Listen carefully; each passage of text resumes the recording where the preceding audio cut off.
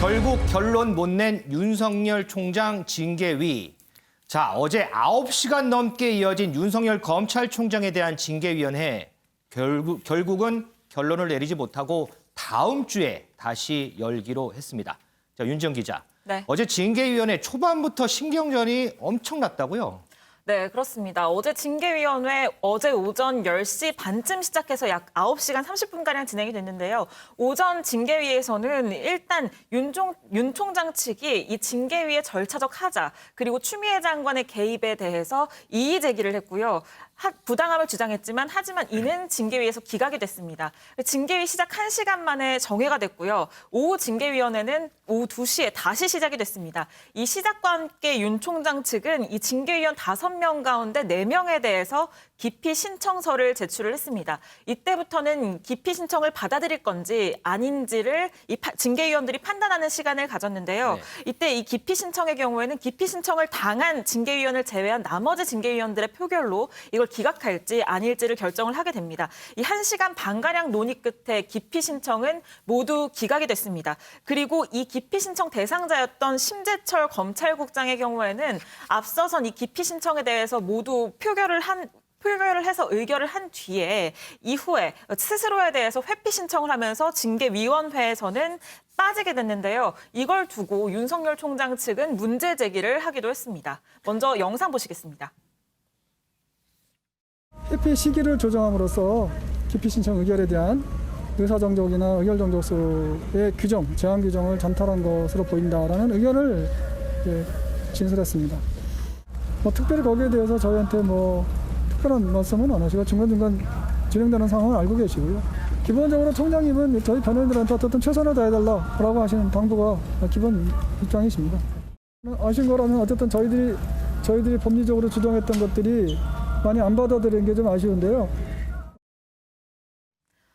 네, 쉽게 얘기를 하면 심재철 검찰국장이 본인 스스로 징계위원으로서 부적절하다고 판단을 한 건데 그런데 왜 기피 신청까지는 의결을 하고 이후에 그만뒀냐 이런 부분에 대한 문제 제기를 한 거고요. 이후에는 법무부 측의 이 징계 청구권자의 입장 진술 그리고 윤석열 변호인 측 진술과 증인 채택으로 징계위가 끝나게 됐습니다. 증인은 일단 징계위가 모두 받아들이기로 결정을 했는데요. 윤 총장 측이 신청한 증인은 모두 8명인데 이 가운데 신원을 확인할 수 없는 1명을 제외하고 7명을 받아들이기로 했고요.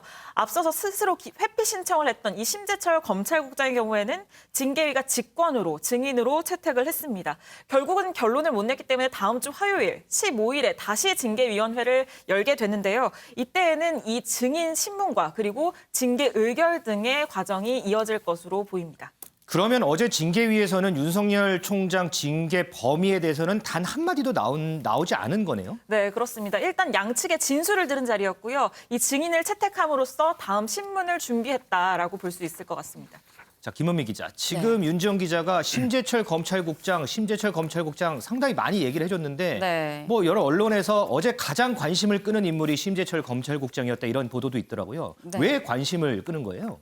네, 지금 앵커께서 말씀하신 것처럼 심재철 검찰국장, 너무 많이 이름을 들었을 겁니다. 왜냐하면 윤석열 검찰총장이 직무 배제를 받고 그 이후에 이제 징계위까지 나아가는 이 일련의 과정에서 계속해서 이름이 거론이 된 건데 우선 첫 번째로 윤석열 검찰총장이 직무 배제를 받게 되는 그 혐의 6가지 중에 가장 핵심 사안이 판사 사찰 의혹 문건입니다. 근데 이 문건의 제보자가 심재철 국장이다라고 알려져 있습니다. 그리고 그 이후에 이 문건과 관련해서 추가 사찰 문건이 있는지 대검을 압수수색을 했는데 이 압수수색을 전화로 진두지휘를 심재철 국장이 했다라고 또 알려져 있죠. 그리고 또 마지막으로 징계위가 실제로 열렸는데 아까 보신 것처럼 심재철 국장이 또 징계위원으로 들어가 있습니다. 그런데 물론 본인이 회피하긴 했지만요.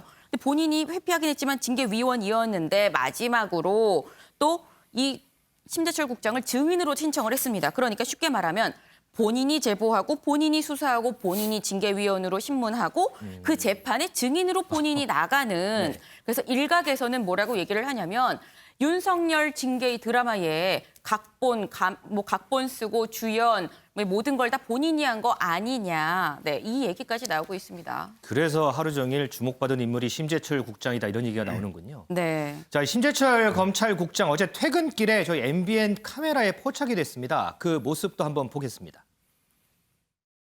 국장님, 그 회피 관련해서 이게 좀 늦었다는 얘기가 있는데 좀 어떻게 생각하시나요? 회피하신 이유에 대해서 좀 말씀해 주시면 안 될까요? 절차가 좀 늦은 게 아닌가요? 한 말씀만 좀 부탁드릴게요. 국장님, 근데 솔직히 기다렸는데 좀 앞으로 그냥 나와주시면 되지 이렇게 뒤로 좀 하시는 건 좀 그런 것 같은데. 국장님, 그냥 한 말씀만 좀 부탁드릴게요. 회피한 이유에 대해서는 좀 여쭤봐도 될까요? 회피 절차가 좀 막 늦었다는 게 지금 변호인 측 입장인데 좀 부탁드리겠습니다. 네, 묵묵부답으로 너털 웃음만 짓는 심재철 검찰국장 모습 보고 오셨습니다.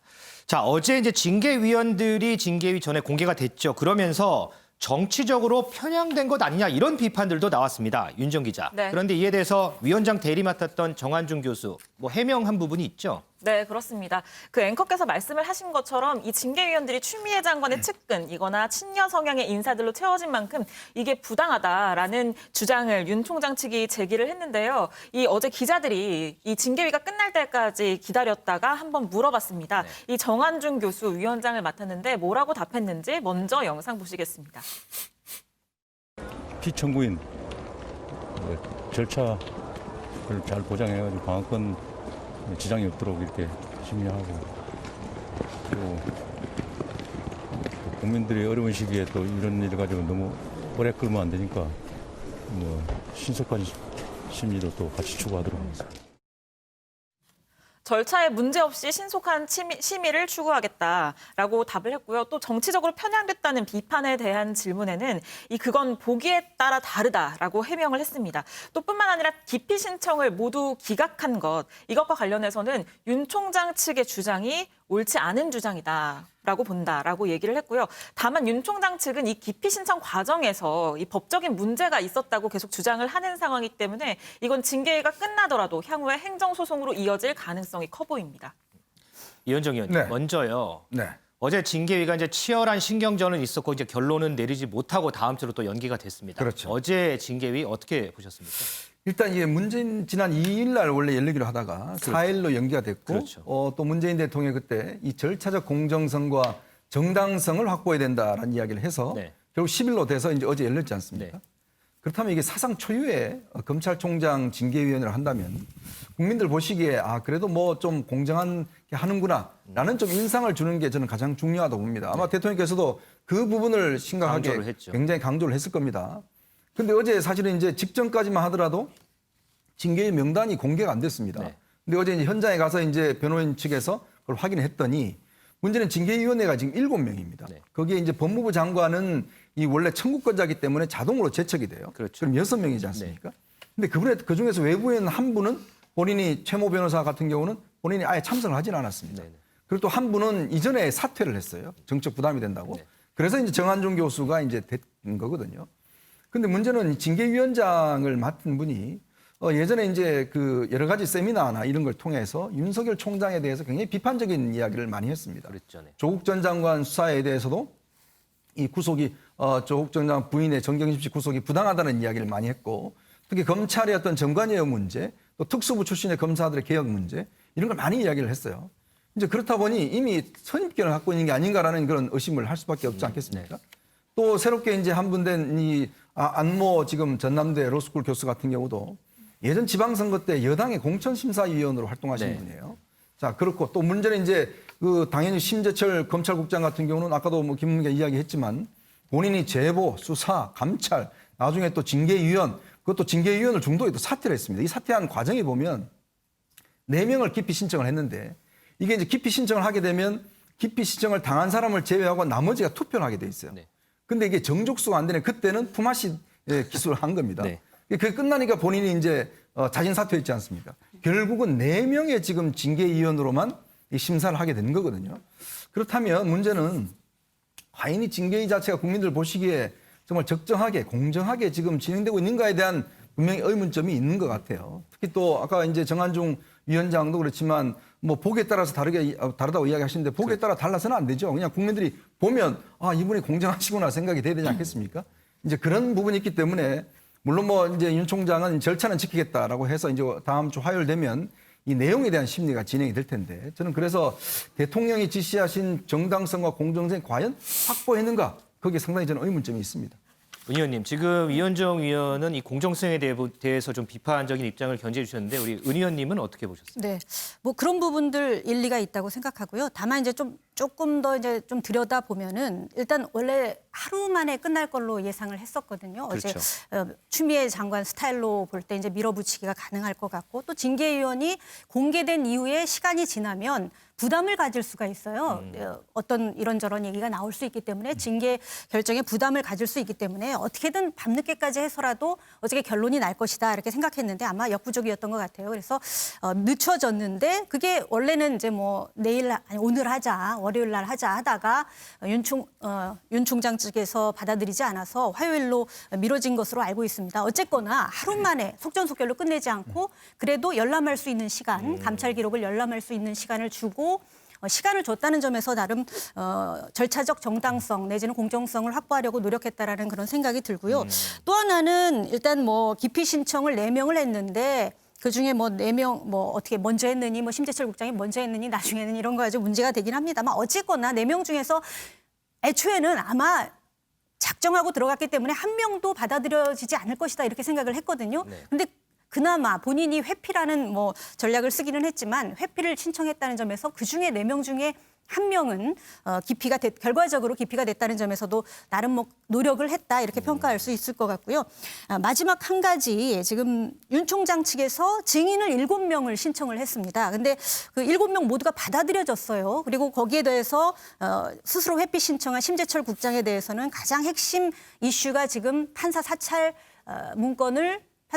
의혹 문건을 윤 총장이 지시했느냐 뭐 이런 건 가지고 핵심 쟁점이 될 것으로 보이는데 이 증인으로 심재철 국장이 징계위 직권으로 채택이 됐거든요. 결과적으로 8명의 증인이 채택이 됐습니다. 그중에 이제 성향을 보면 4명은 윤 총장 측이 될 거고 4명은 추미애 장관 측 입장에서 아마 경론을 벌이게 될 것으로 예상이 되는데요. 어쨌거나 이런 최소한의 그 절차적 정당성을 갖추려는 노력을 했다라는 점에서는 점수를 줄 만하다고 생각을 합니다.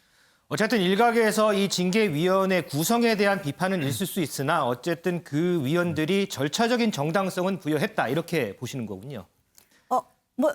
그래도 논란이 있죠. 여러 가지 논란은 있는데 그래도 최소한은 지키려고 대통령이 강조하지 않았습니까? 네네. 절차적 정당성 지켜라 했으니 그런 부분들을 좀 보완하려고 노력을 했다라는 그런 약간의 점수를 줄 수는 있을 것 같습니다. 알겠습니다.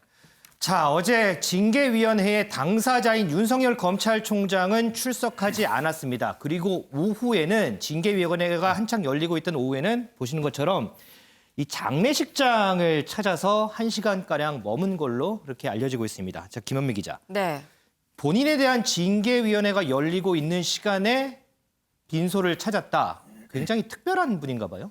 맞습니다. 지금 보고 계시는데 윤석열 검찰총장 어제 퇴근을 6시 10분쯤 했습니다. 근데 원래 윤석열 총장의 퇴근 시각은 보통 7시가 좀 넘은 시각입니다. 이르게 퇴근을 해도 한 6시 반쯤 퇴근을 했었는데 어제 같은 경우는 평소보다 상당히 일찍 나선 건데요. 그래서 주변에 이런 얘기를 했다고 합니다. 오늘 꼭 가야 할 곳이 있다라고 했는데 그렇게 간 곳이 바로 절친한 친구의 빈소였습니다. 그래서 친구의 빈소요? 네, 그래서 누군가 봤는데 이 친구가 이제 불의의 사고로 이제 숨지는 일이 발생을 했는데 이 친구는 같은 충암고, 그러니까 윤석열 검찰총장이랑 같은 충암고 그리고 서울대 법대 동기로 40년 지기의 절친한 친구였다고 합니다.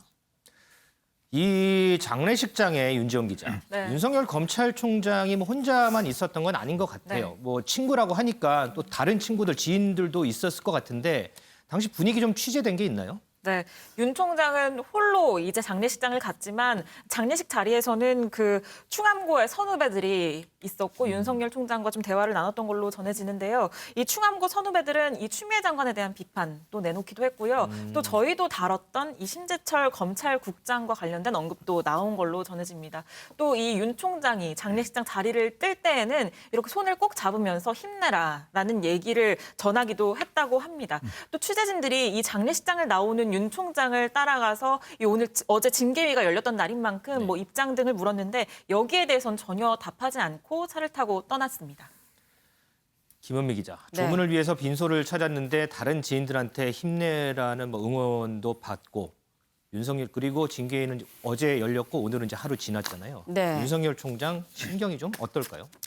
그러게요. 이게 윤석열 총장이 어떤 마음인지는 명확히 알 수는 없습니다만 일단 오늘 윤석열 총장은 평소처럼 여느 때처럼 똑같은 시각에 차를 타고 출근하는 모습이 저희 취재진에 포착이 됐습니다. 아, 대검에 출근을 했군요. 네, 출근은 했는데 사실 그 마음을 어떻게 알겠습니까? 다만 저희가 추론할 수 있는 몇 가지가 있는데 저희가 일전에 그 윤석열 검찰총장의 카카오톡 프로필 사진을 한번 언급해드린 적이 있어요. 이제 저기 보시면 기존 프로필 사진하고 윤석열 검찰총장의 뒷모습을 그린 저 사진이 있습니다. 저게 기존의 프로필 사진이었었는데 그러니까 지난 11월 27일 그때가 이제 직무 배제 이후에 이제 소송전에 돌입을 할 당시였습니다.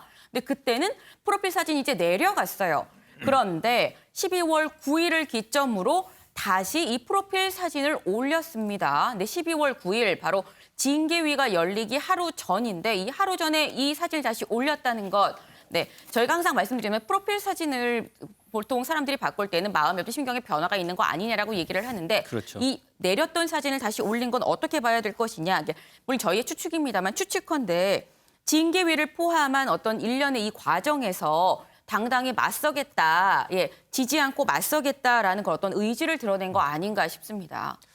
글쎄요, 우리 김은미 기자 설명대로 지금 이 카카오톡 이 프로필 사진 변천사라고 할까요? 보이는데 과연 다시금 본인의 모습으로 올려놓은 윤석열 검찰총장 심경의 변화가 있는 건지 글쎄 한번 더 지켜봐야 될 것 같습니다. 이현정 의원님, 이런 부분에서 어쨌든 징계위는 다음 주로 또 연기가 됐습니다. 네. 다음 주에는 결론이 나올까요? 일단 이제 아마 8명에 대한 일단 증인신문을 얼마만큼 할 수 있을까. 이게 왜냐하면 6가지 사안입니다. 네. 예전에 윤 총장이 2013년도에 한번 징계를 받은 적이 있어요. 여주지천장 할 때. 댓글 사건으로 해서. 그때는 이제 단순한 한 사안이었는데 그때도 3시에 시작해서 거의 12시 가까이 돼서 끝났습니다. 이제 그걸 비춰보면 지금 사안 하나하나에 대해서 다 이제 쟁점이 많거든요. 그러면 6가지 쟁점을 다 하기 위해서는 굉장히 오랜 시간이 걸릴 수밖에 없을 거예요. 네. 그러니까 아마 하루에 다 끝낼 수 있을까는 여전히 의문스럽고 또 하나는 이제 징계가 만약에 어떤 식으로 날 것이냐에 대한 이제 변수가 있습니다. 해임이나 정직이나 면직이나 이렇게 날 경우는 이제 되는데 그렇게 되게 경우에 윤 총장이 과연 그럼 이 부분에 대한 소송을 할 수 있을까? 소송을 하게 되면 어떤 면에서 보면 또 지난번과 똑같이 직무정지가 되면 또 가처분 신청이 또 나올 거거든요. 네. 그렇게 되면 해임 같은 경우는 차기 검찰총장을 뽑게 됩니다. 네. 그러면 이 두 총장이 어떤 면에서 있을 수 있는 아주 극단적인 상황이 생길 수가 있어요. 그럴 가능성도 있죠. 그리고 정직이 되면 총장이 정직 상태에서 있는 상황에서 대검 차장이 어떤 면에서 대행을 하는 체제가 오래 갈 수도 있습니다. 네. 그러니까 여러 가지 지금 변수가 있고 또 그 사이에서 본인이 어떤 선택을 해야 될지 문제는 대통령의 결재가 떨어졌을 경우에 과연 또 대통령하고 맞설 수 있을 것인지 그런 고민들이 제가 볼 땐 저 프로필 속에 뒷짐지 모습 속에 상당히 있는 게 아닌가 생각이 듭니다. 자, 이번 주에 이어서 다음 주도 관심은 윤석열 검찰총장에게 쏠리는 그런 한 주가 될 듯합니다.